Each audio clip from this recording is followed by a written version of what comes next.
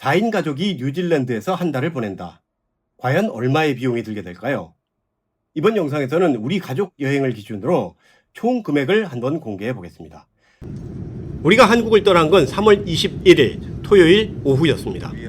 뉴질랜드 오클랜드 시티 도착은 다음 날인 3월 22일 일요일 새벽이었고요. 뉴질랜드를 떠나 한국에 돌아온 건 다음 달인 4월 23일 이날 새벽 퀸스타운 국제공항을 출발해 시드니를 경유한 뒤에 같은 날 밤 10시에 인천공항에 도착했습니다. 총 일정은 33박 34일이었습니다. 출발 당일 하루는 비행기에서 밤을 보냈기 때문에 뉴질랜드 본토에서 잠을 잔 거는 총 32일이 됩니다. 그러니까 에어비앤비 숙소 비용도 32일치가 들었습니다. 우리 가족의 경우를 살펴보면 4인 가족 여행비에 대한 감이 잡히실 것으로 생각을 합니다. 여행 계획 세울 때 도움이 되셨으면 합니다. 다만 우리 가족의 여행 비용을 참고하실 때 감안해야 되는 두 개의 포인트가 있는데요. 첫 번째는 우리 딸아이가 이미 6개월 전부터 뉴질랜드에서 워킹 홀리데이를 하고 있었기 때문에 이번 여행에서 항공권 비용이 나머지 가족 3명 것만 들었다는 점입니다. 만약 4명이 처음부터 함께 움직였으면 어떤 결과가 나왔을지 나중에 별도로 가정을 해갖고 계산을 해보도록 하겠습니다. 두 번째는 렌트카인데요. 저희는 딸아이가 현지에서 구입한 중고 차량을 갖고 뉴질랜드 전국을 돌았기 때문에 별도의 렌터카 비용이 들지를 않았어요. 만약 그렇지 않은 가족이 한 달간 뉴질랜드를 여행한다. 그리고 거기서 생활을 한다. 그러면 렌트카는 거의 필수입니다. 따라서 차량을 빌렸을 때 드는 비용도 별도로 포함시켜서 계산을 한번 해보도록 하겠습니다. 4인 가족의 한 달 여행 일정에서 비용적으로 가장 큰 비중을 차지한 건 과연 뭐였을까요?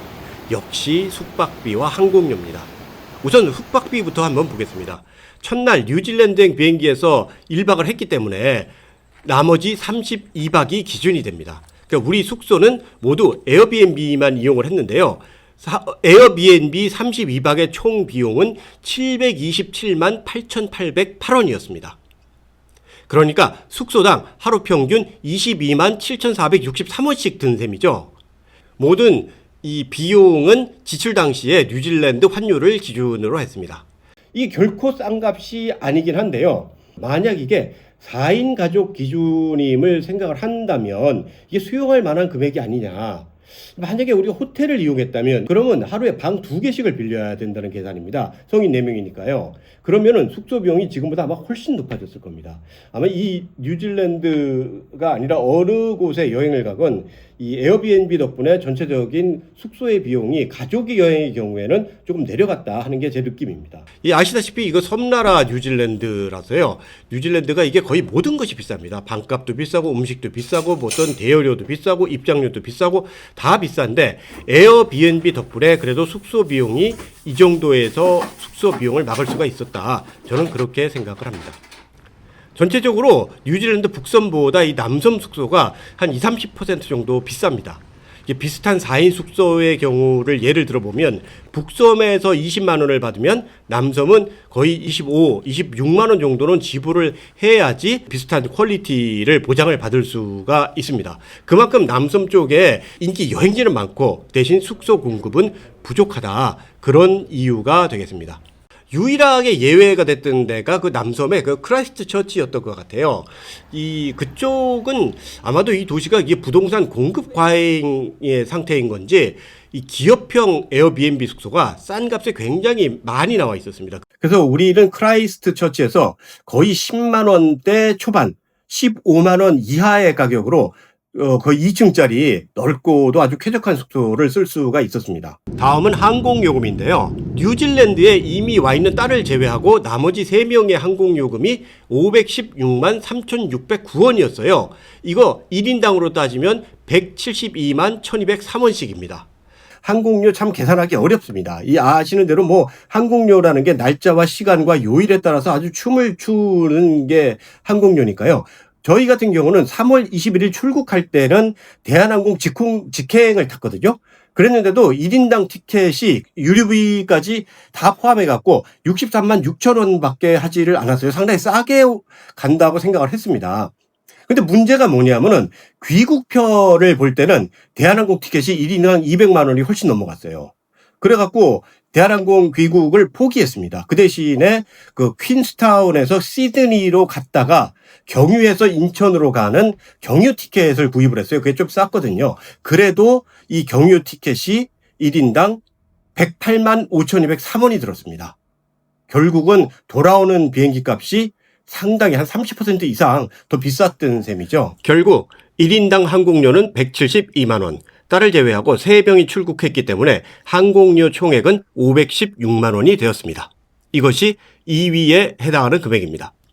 그 다음에 숙소와 항공료를 제외하고 많이 들어간 비용은 역시 식비입니다. 총 338만 5,895원이 나왔는데요. 이거는 우리가 외식을 한 비용하고 식재료를 구입한 비용을 전부 포함한 가격입니다.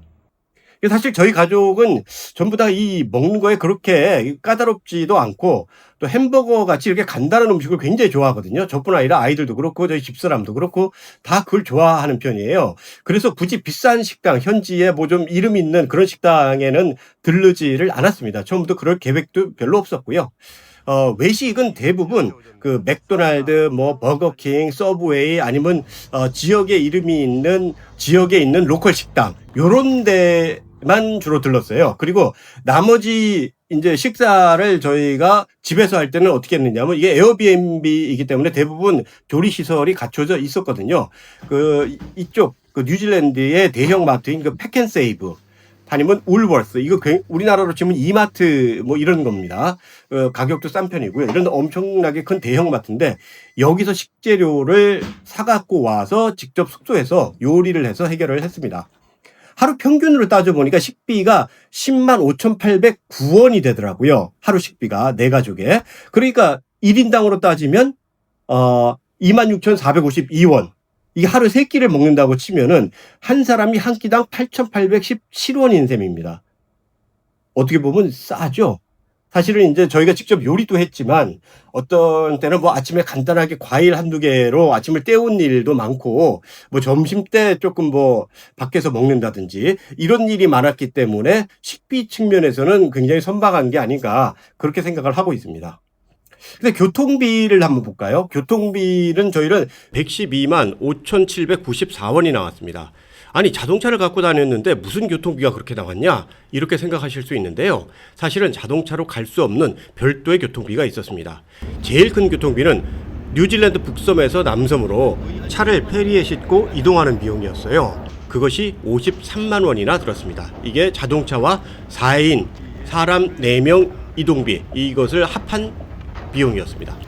그리고 나중에 또 어떤 교통비가 있었냐면 저희가 그 밀포드 사운드에서 그 밀포드 트랙을 거꾸로 한번 그 트레킹을 하기 위해서 이동을 해야 되는 일이 있었는데 유일하게 밀포드 사운드, 밀포드 트레킹 코스로 들어가기 위해서는 딱 길이 하나밖에 없습니다. 밀포드 사운드에서 배를 타고 들어가야 돼요. 그걸 수상택시라고 부르는데 그 수상택시 이용 비용이 4명 합계 24만 5천 원 정도가 들었어요. 그리고 또 하나는 좀 우스운 얘기지만 제 영상을 보면서 이해를 하실 것 같은데 저희가 사실은 이 차에다가 루프렉을 설치를 해갖고 다녔거든요. 4명의 짐이 워낙 많을 것 같아서. 근데 이게 루프렉이 고장이 나는 바람에 그걸 그냥 폐기 처분을 할 수밖에 없었어요. 근데 그 루프렉 설치 비용도 27만 원 정도가 됐습니다. 그거는 저희는 그냥 불가피하게 허공에 좀 날린 비용이다. 그렇게 생각을 하고 있습니다.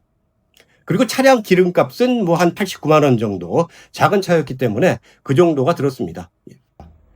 또 이 각종 티켓 그리고 입장료 등으로 들어간 돈이 79만 2,598원입니다. 이 제일 비용이 큰 게 뭐였냐? 밀포드 사운드의 그 크루즈 탑승이었어요. 이 크루즈 탑승 한 2시간 정도를 배를 타게 되는데 이 4인 가족이 크루즈에 탑승을 해서 이 밀포드 사운드 전체를 돌아보는데 61만 원 정도가 들었습니다. 이거 간단치 않은 돈인 거 저도 잘 알고요. 이 결코 싼 가격이 아니죠. 사실 배 타는 값으로 61만 원이면은 상당히 높은 비용이지만 그렇게 해도 될만하다라는 생각이 들 정도로 이 밀포드 사운드의 모습은 아름다웠습니다. 이외에도 뉴질랜드 비자 그리고 휴대폰 로밍비 그리고 돌아오는 길에 호주 시드니를 경유하는 바람에 지불했던 호주 비자 비용이 또 있었어요. 이런 것들 다 합쳐서 한 53만 원 정도가 들었습니다. 그 원래 호주를 경유할 때는 그 무료 비자를 신청을 하면 무료 비자가 나오기 때문에 그걸 갖고 나오면 되는데, 이게 문제가 하나가 있어요. 이 비자 발급이 생각보다 까다롭다는 겁니다. 그래서 때로는 시간이 오래 걸리는 경우가 많아서 어떨 때는 일주일 이상씩 걸리는 경우도 있대요.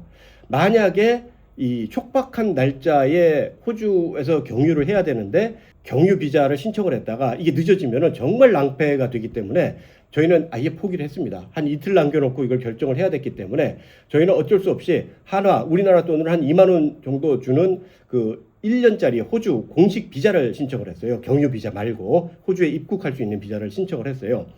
이 1년짜리 호주 비자는 신청하면 보통 당일 혹은 그 다음날로 다 나옵니다. 대부분. 그러니까 이건 좀 안심을 하고 신청을 할 수가 있었고요. 이 정도가 이제 대강 큰 비용이 마무리된 것 같고요.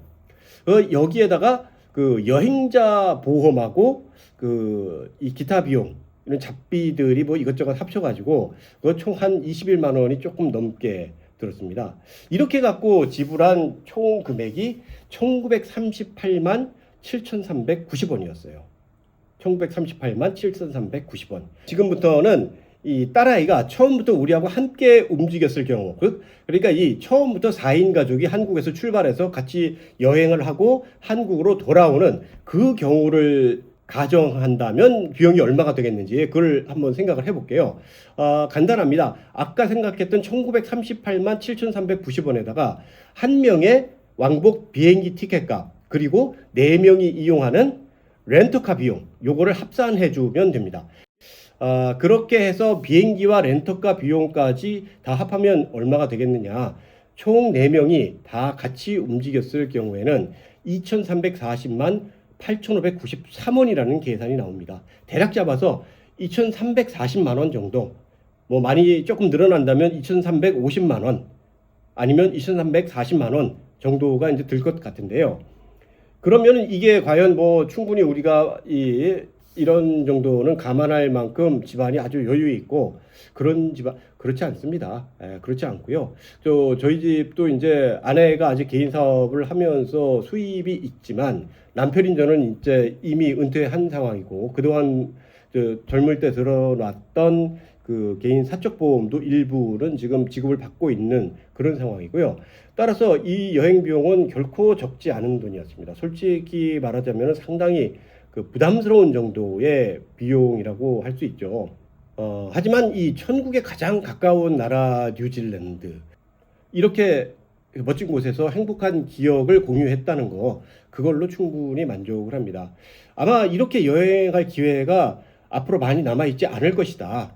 이미 저희 자녀들도 언제든지 가정을 꾸리고 독립해도 전혀 이상하지 않을 나이이기 때문에 이 돈으로 사기 어려운 기회를 샀다, 이렇게 생각해서 좀 돈이 들더라도 이번에 같이 가자, 이렇게 여행을 결심을 했습니다. 지금 일정을 끝낸 지금은 너무 좋은 선택이었다고 생각을 하고 너무 행복한 기억이었다고 그렇게 느끼고 있습니다. 뭐 비용으로 이제 타격을 좀 받은 것은 사실이니까 뭐 당분간 라면 먹든지 하죠. 뭐 그동안 뉴질랜드 영상 시청해 주셔서 감사합니다. 다음번에는 또 다른 곳에서 또 다른 영상으로 뵙겠습니다. 감사합니다.